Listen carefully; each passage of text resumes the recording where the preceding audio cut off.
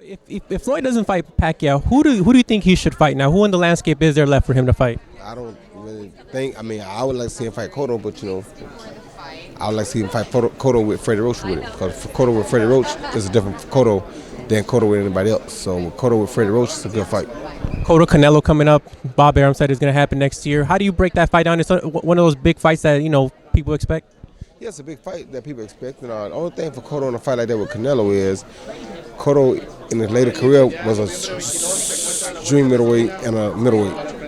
Canelo was a dream middleweight from the start. You understand? So there's going to be a size differential. And he proved he could handle it with Martinez, but Martinez never was really a full-fledged middleweight. He was always really pretty much a dream middleweight too. So we'll see what happens. So you were ringside for Golovkin. What do you think of him, and who should he fight next? A lot of people are kind of getting desperate to see him get in with a big name. Well, I mean, we're all desperate to see him get in with a big name because we want to see a guy prove himself. You know what I mean? So many times the guy look like they got the goods, but how often do you see a guy stick around as long as a decade like some of us do? We don't see that too often, especially when they fight anybody and just doing it and just taking it from the hip. He's the type of guy that I think he'll fight anybody. I think he's taking it from the hip.